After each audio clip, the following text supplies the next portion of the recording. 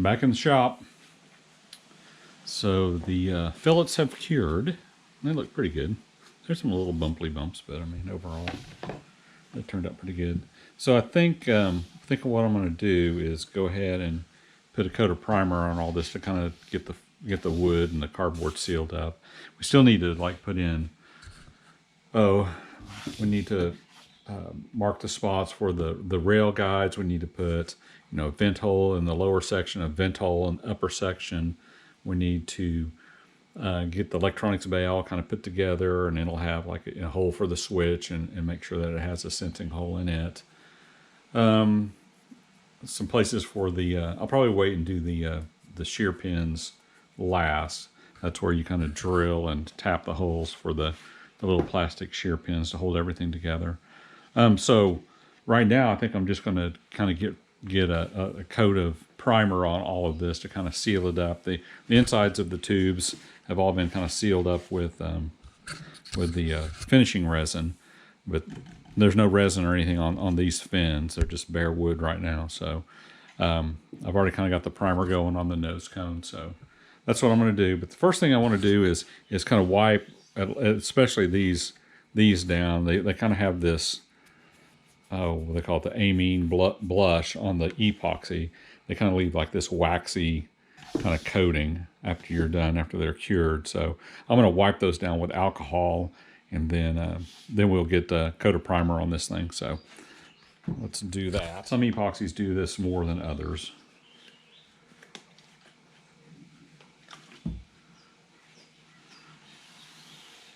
I just want to wipe this down with some rubbing alcohol. Here we go with some primer. I use a highly complex system of cardboard boxes, old tubes, PVC pipe. You can see it's very high tech. Here we go.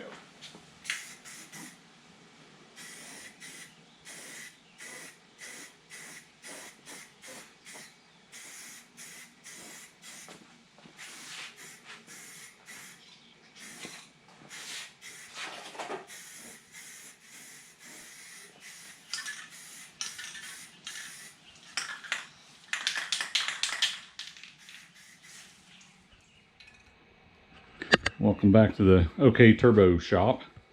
So this is the current state of things on the 54mm dual deploy Mighty Mick. So kind of in the middle of this paint and sand kind of operation. So it's getting really smooth, so that's good. Still trying to get like the seam to disappear on the nose cone. So this is my body filler that I use. It's just the single part glazing is spot putty from Bondo. So just be sure to not put it on too thick, because it will crack. I've discovered that. So just trying to smooth out the fillets, things like that. Still need to do some sanding here. Fill in all the grain, get all these spirals to kind of disappear. So I'm going to finish sanding up some of this, and I'll probably give another coat of primer, and hopefully that'll be enough with that next coat of primer to finally fill in all these. You don't want to sand too far where you're starting to get back into the paper. So that's why I kind of lay down some gray, and then I've got some darker primer, and then some more gray on top. So you kind of alternate colors.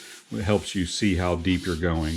So like here, you can tell it's like almost down to the paper in the tube. So you don't want to go any further there before you lay down some more paint. So that's kind of where we're at. So not very exciting. But the other thing with paint, you gotta wait long enough for it to really cure, so it'll dry, sand good. So if you start sanding too early, it just gums up your paper. I've got proof of that on some of these pieces of sandpaper here. I'm usually using like a 220 at this stage. Then I might go to 320. Anyhow, so that's all that's really happening here on that. Painting continues on the Mighty Mick. So I've got some gloss white on it now. It's like I sanded away most of the spirals. I think if you look close, you can probably see them, but Turned out pretty good.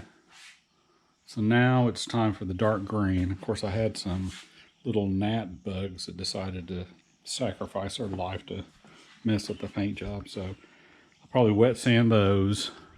But now I'm going to mask it off for the green. The nose cone is just all green, so I'll put that on a piece of scrap tube and just go ahead and paint it. But I need to kind of mask off this white so I can get the dark green on the tail section. So one fin is going to be white with the shamrock. The others are going to be green. So I'll pick the best looking white fin and then mask that one off. So back in flash and we'll be painting green. Well, the green is on. Nose cone looks really good.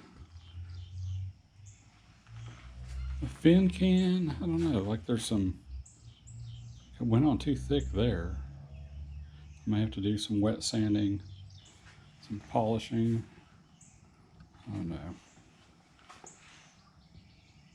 I think there's going to have to be some correction on this, but I mean, it's not bad, but we'll see what it looks like when it dries. Well, I think all the painting is done.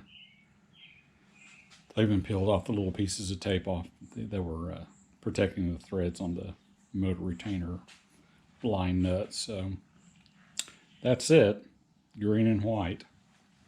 So let this cure for a day or two, and then we'll start putting on the vinyl graphics.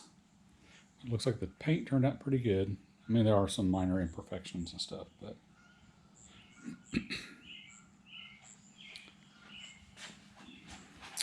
that's where we're at right now. Back in the shop. So all the painting is done. I had to do a little bit of wet sanding. Like I had that gnat that decided to land in the wet paint, and so I fixed that with some wet sanding, and then I actually resprayed it because the gloss was gone. This will all be coated in 2K clear. So I've got 2 cans of this 2K clear. I'm not sure if you call it an epoxy or what it is, but basically there's 2 parts in here. So you take the little red plug, you puncture it, shake it up, and then you've got like, you know, a day to use it because it's one of these chemical cure kind of things. So everything's going to get a clear coat of that when we're done, but I'm going to make sure that the paint is fully cured. But right now, it's dry enough where we can go ahead and put the graphics on. So that's where we're going with this here. Is I'm going to kind of put it together, then start getting the graphics out. I still need to do, you know, the vent holes and you know, switch holes and stuff like that in the electronics bay. Vent holes here. I still need holes for the rail guides, but I think what I'm going to do is go ahead and put the graphics on first, and then when all that's on, then I can kind of make better decisions on where the rivet holes and things like that will be, so they're not in the middle of the graphics.